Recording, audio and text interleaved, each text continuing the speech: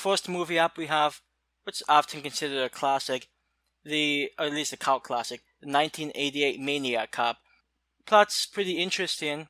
There's a serial killer going around New York, killing seemingly innocent people. Catch is, the serial killer is a uniformed police officer, or seems to be a uniformed police officer. This one investigator is investigating this, trying to figure out who's doing these crimes. They run into a young police officer who seems suspect, named Jack, who is played by Bruce Campbell of the Evil Dead fame. And they suspect for a brief moment he may be the murderer, but they dig more into it and we find out more things about why these murders are being committed and who's doing them. And it's sort of like a slasher with some potentially, depending on how you take it, potentially supernatural undertones. Is it a zombie? Is it just a messed up guy? Not sure. But it's a very interesting movie. There's not many movies out there which have police be the main antagonists, at least many horror movies. So it brings a little something interesting to the genre, and in the late 80s we sort of needed something interesting because by that point many of the slashers coming out were somewhat derivative and generic, which you could probably say was true from the early 80s, but I digress. Maniac Cop is a pretty decent movie. It's not necessarily amazing, but it does have, I think, enough to keep you entertained, especially since you have both Bruce Campbell and, in my opinion, the more impressive Tom Atkins, who you may know from Halloween 3, Season of the Witch, or The Fog, Night of the Creeps, a lot of horror classics. So, you have a pretty good cast, pretty interesting story, some decent kills throughout the movie. So, it's an interesting backstory on the antagonist. Yeah. This is definitely a favorite of mine. I've watched it so many times, and I used to watch it a lot when I was very young. I do remember whenever I used to go to the video store, and this is a movie where it does have some action aspect to it, so it's kind of a horror action movie, but I think it's still more a horror than anything else, but at the video store, it would commonly be in the action Nice. section. Yeah. And I guess the reason why I bring that up is because I'm not sure what the VHS looked like in America, but over here, on the back of the VHS, it actually has a really bloody image on the back. There's a scene where I think it's like a motel maid walks in and finds a lady with her throat cut, and in the movie it happens very quickly, like they cut to kind of the bloody body on the bed, and it doesn't quite have as much impact as it does seeing the image on the back, because on the image on the back of the VHS is kind of zoomed out, so you see both the lady screaming at this body that's just got blood everywhere. I don't know, it's just one of those unsuspecting, creepy, scary type images. At least when you're a child, to see that was pretty intense in itself. As for the movie, I really enjoy pretty much everything throughout. It doesn't really have any boring moments. It starts off fairly quickly. We get the scenes with the Maniac Cop himself killing people. I don't know how often, but he seems to be killing someone every 5 minutes during the movie, at least for a while. He is pretty prolific, yes. I can't see how too many people would be bored as they actually watch this movie, because there is quite a lot of thrilling things happening most of the time. And you've got Bruce Campbell, who, I mean, I'm not a huge fan of The Evil Dead. I think they're okay movies, so I'm not as huge of a Bruce Campbell fan as maybe some other people are. He does fine in the movie, but his name itself being in the movie doesn't move the needle much for me at all. I think Robert Z'Dar, who plays the Maniac Cop, because of his weirdly shaped head, he's got this huge head with this huge chin, he does bring a certain unique flavor to quite a prolific character. There is a moment during the movie where, and it's actually a pretty good moment, where people are out there saying they can't trust the cops, and because it's a cop out there that's killing everyone, and we get that one scene where a lady shoots a cop by accident, and that's probably one area where they could have used it beyond just that one scene. They kind of talk about it, and that one scene happens, and then we don't really hear too much more about how civilians interact with cops. Yeah, it seems to me that once the news report comes out, like you say, we get just a single scene or so, and then from that point on, it's just focused purely on the police point of view, and we don't really see any more, mistaken identity or any interaction. So, yeah, it's sort of like lost potential. Yeah, they could have used that a little more. I mean, I do think it's interesting from a modern day point of view. I'm not going to pretend I know how things are over in Australia, but in certain communities in the US, there's a lot of distrust towards police. And I'm sure that distrust existed back in the late 80s too. I'm sure it's existed for a long time in some communities. So, sort of taking that distrust and sort of molding it into, making a antagonist, a policeman, who is theoretically supposed to be one of the more respected professions. If you choose to look at it, there's a decent amount of commentary there. Well, yeah, probably not to the same degree here, but it does still happen here as well. You've got people who... you get a lot of people who get pulled over for speeding, and they go, why don't you catch some real criminals,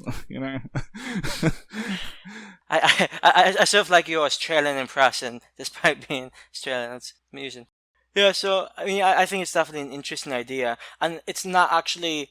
This movie had two sequels, but there's actually a sort of ripoff called Psycho Cop in '89, which is of much lower quality. But on a side note, if that's another one I would sort of recommend to anybody who's interested in, this idea. That movie's a lot more lighthearted. It's not necessarily a comedy, but it's definitely not taken as seriously as this one is. For this movie, I had a few issues, nothing terribly major. I wish they did more with Tom Atkins' character than they did. It seemed he was a really important character for a lot of the movie, and then something happens and he's not nearly as important. Which didn't even, to me, it sort of felt, it was satisfying in a way, but at the same time, like, I just wanted them to do more with him, because he was probably my favorite character in the movie.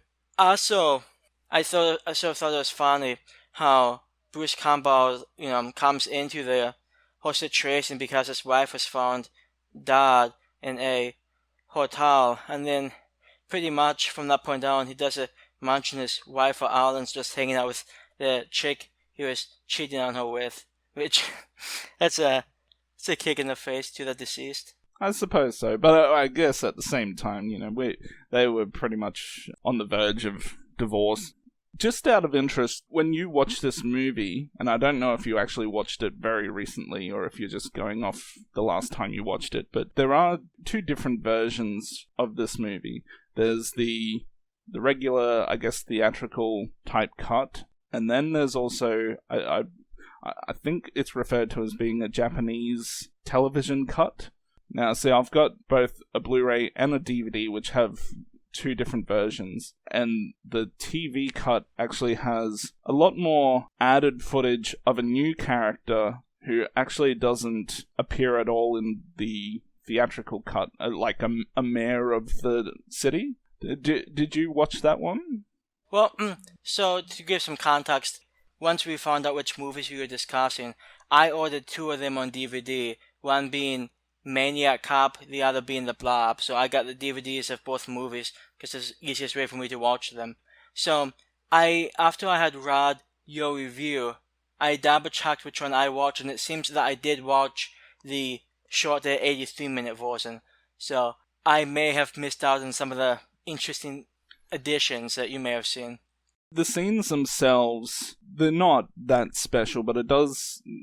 I don't know how many extra scenes it is. It's an extra 3 or 4 scenes, of which each scene goes for probably a couple of minutes. And they do have this mayor character who is kind of a prick, and I think he was also a part of whatever group that framed Cordell, the Maniac Cop, which, as we know, eventually led to him going to jail and getting killed. I'm sorry, I don't mean to interrupt. Was it a frame? I mean, to me it seems like the cop had a history of abusing potential, people who committed crime. I mean, to me, it seemed like they were covering up, and then once some new people got into power, then they unleashed it, and then he got thrown into jail. Yeah. Well, I don't know if frame is the right word, but they definitely wanted him away. I can't off the top of my head remember why. I think it's just because he...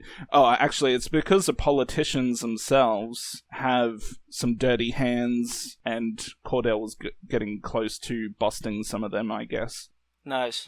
Yeah. So they did kind of in a way, whether you want to use the word framed or not, they were responsible for him ultimately going to jail and getting murdered in jail, as we know. So I'm reading about the scenes right now, and I'm definitely going to try to find this later just to throw in a little more context for me.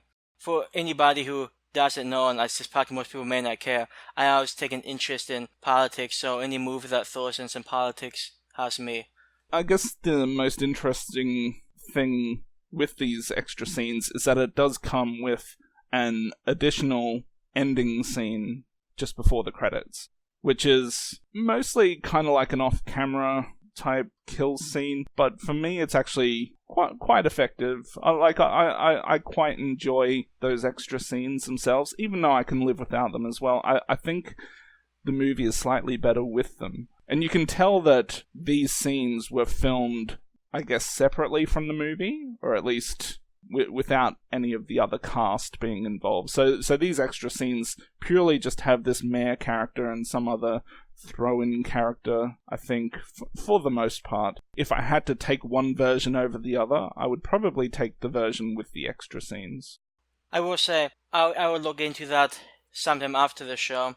I did think the more somewhat stylistic, during the St. Patrick's Day scene where these two characters are killed and we just see it sort of behind a shaded door, I thought that was, no, if anything, it was pretty interesting. Yeah. I mean, I think the scene that stands out to me the most is in the police station where he kills the lady with the bum leg, yes. The one that he had a relationship with. And of course, there was that one character getting thrown out the window, which is probably one of the, maybe not necessarily shocking kills, but I can imagine it taking some people, such as myself, by surprise. Because I actually had seen this movie before, but it had been something like 5-6 years, and having not seen it in that long, coming back to it, it's amazing how much of the little things you can just completely forget. I pretty much only remembered maybe 2 things about the movie, and that was it. I think Maniac Cop is a pretty decent movie. It's not really... I used to like it, I feel, a little more than I do now. It's still a really good movie. It's a slasher fan. I think the movie has a decent amount to offer, some decent characters. I mean, who doesn't like Tom Atkins? It's a movie that doesn't have as much to it as you might hope it does. It does have a pretty interesting story, but at the same time, there are just some small things I wish they either tweaked up a little. Like Chucky said, it might help if you see the extended version, just to add a little more detail. So, if you have a choice, I'd go for that one. I would probably give Maniac Cop around an 8 out of 10. So definitely an above average movie, but it's not really my top tier of 80 slashes. Maniac Cop for me is one of my favorite movies, but it's not a perfect movie for me. So with that being said, I give it a 9 out of 10.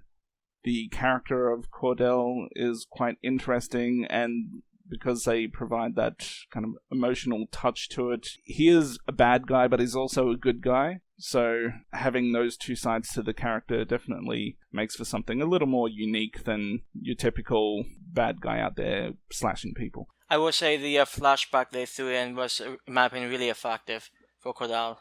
And the music that they've got for the movie, especially during that scene and some other scenes, stands out quite well on its own. I don't know how familiar you are with the sequels, but I know some people really enjoy Part 2 more than they enjoy Part 1. I enjoy Part 2 just as much as the original, but neither more or less. I've never actually seen either of the sequels as of yet. We'll have to discuss those in the future.